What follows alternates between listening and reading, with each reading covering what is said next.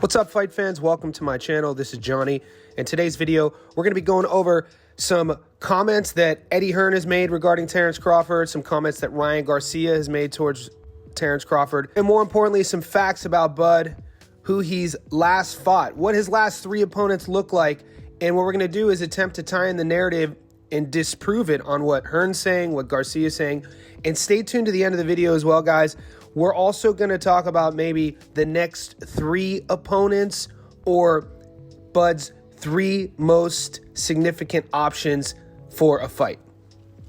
Guys, if you're new to the channel, I'd like to say thank you to all of the new subscribers, everyone who's been with me since day one. I also say thank you, guys. Could you please hit the notification button? What this will allow me to do is every time I create something new, you'll be notified. And if you like the content that I create, it'll help you stay in the loop. I appreciate that. Thank you. All right, guys, we know it's fight week in Vegas. We have Canelo versus Berlanga.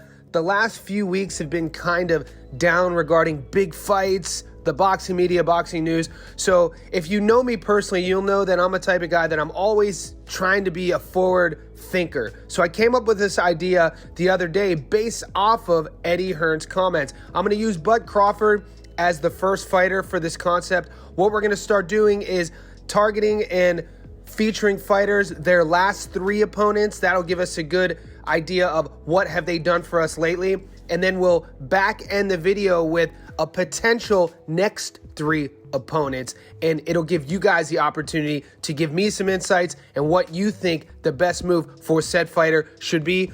So as you know, this video, we're going to be featuring Crawford. I like to start with those comments that I talked about in the beginning, how Eddie Hearn, he was on TalkSport podcast, and he was talking about, and guys, before I continue here, we know Eddie is a promoter. A lot of the stuff he says, it never comes to fruition, and it's hard to really take him serious regarding what he's trying to do, his intentions, because he's a promoter. So here's what his quote says.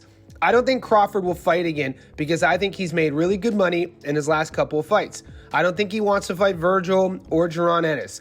I think the only way Crawford will fight again is Canelo Alvarez because he's gotten used to that type of pay.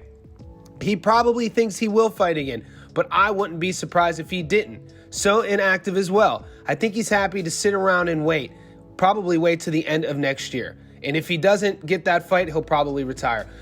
And as a Crawford fan, as a boxing fan, this comment by Eddie, it's so interconnected with Eddie's own intentions, what Eddie does with Matchroom, the fighters that he features, not necessarily him caring about Crawford. We know this guy doesn't really care about these people on a personal level. He wants to get a reaction. He wants to get clicks. He wants to get headlines.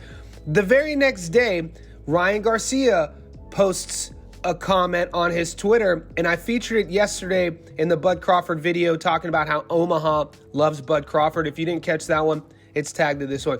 And Garcia was going on a rant, and just like Eddie, every boxer is their own promoter on one end or the other. And I get what Garcia is trying to do as well. He was talking about how Tank Davis and himself are the face of boxing. Canelo isn't. He didn't really have bad words to say about Canelo, but he said Bud isn't either. And he was saying some negative things about Crawford, talking about his resume, trashing his body of work, that sort of thing. More humorous than anything, but through Eddie Hearn's quotes and through Ryan Garcia's quotes came the idea on my end. So let's remind everybody what Bud Crawford has been up to. We're going to talk about his last three opponents. We're going to add up those records of his last three opponents. Why? Because you guys know boxing is a sport of what have you done for me lately? We'll add up the records on the night that they fought Bud. It's going to give us a percentage that I like to call strength of schedule, basically seeing how tough the opponent's records, win-loss were on the night that they fought Bud. And then we're going to go into his next three options based on the relevance of where he is in his career. So to get started, we know that he took on Israel Madrimov. Madrimov was 10-0. Crawford won a unanimous decision, giving Madrimov his first loss, giving Bud his first title at 154, and giving Crawford another weight division to say that he is a champion at, adding to the 35, the 40, the 47, and now 54. He is a four-weight world champion. He then took on the year prior Errol Spence Jr. at 147 for the undisputed king. Errol was 28-0. We know Bud got him out of there in the ninth. via brutal fashion. It was almost as if Bud was playing with his food in that fight. And then the fight before that was December 2022, guys. If you remember, this is the Black Prime fight. This was the promotion that was supposed to be taking over the scene. They used Bud Crawford to fight David Avanesyan. Ava was 29-3. We know Crawford got him out of there via brutal knockout as well. Over his last three, we know he's 3-0. Two of those are knockouts. Let's add up Madrimov, Spence, and Ava. Their records on the night that they fought Bud, 67-3. That's a total of a 94% strength of schedule for Crawford's last three. Guys, it's always interesting to me when critics and haters of whatever fighter always talk about, oh, they didn't fight anybody. They were fighting bums. But we know that a fighter could only handle his business on the night when he fights. If you're beating everybody that they're putting out in front of you, that is a significant sign of what? Dominance. So with Bud Crawford, he's been nothing but dominant. His resume speaks for itself. He does turn 37 at the end of the month. So we know boxing, especially his weight class, he's not a heavyweight. The power will be there. It's the reflexes.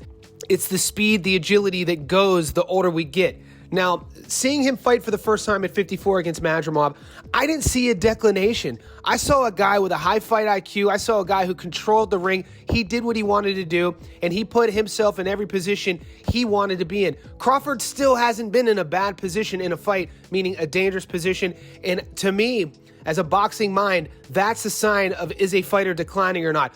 Are they getting themselves continuously in bad positions? And with Crawford, I still have not seen that. So even at 37 at the end of the month, you can't say that his skills are deteriorating. So when Hearn says that he's going to fight or retire if he doesn't get the Canelo fight, let's first talk about the relevance of the 154-pound division. We know in October in Florida, Tim Tszyu is taking on Bakar Murtazayev for Murtazayev's IBF title at 54. That winner is an option. We know over the last few years, Tszyu and Crawford have been mentioned together. They both have had nothing but kind words to say to each other, and that is a fight that could sell internationally, whether it's in Australia or Las Vegas. So that is a fight that the fans want to see, and it's a very intriguing matchup. So that's option one on my board of next three for Bud Crawford.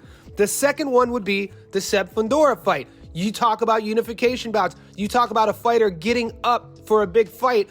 I don't agree with Hearn when he says the only fight that Bud would get up for is Canelo.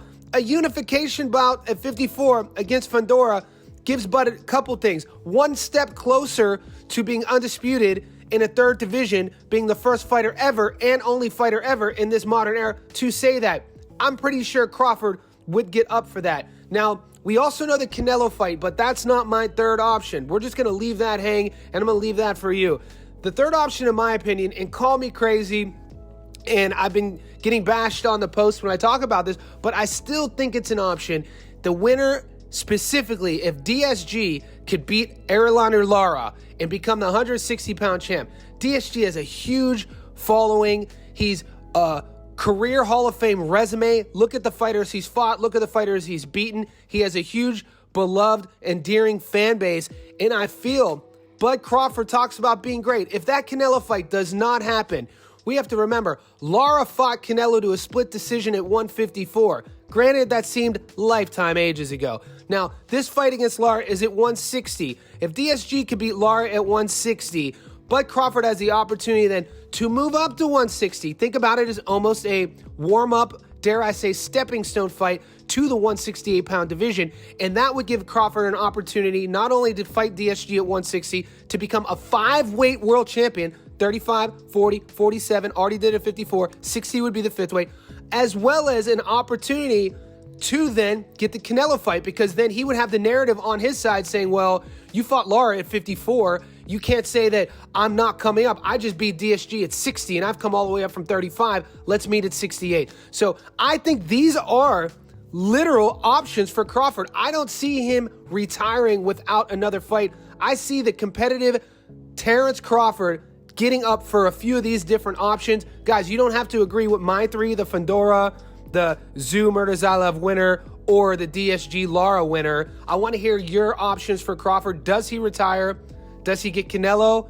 Or is it something that I haven't brought up yet?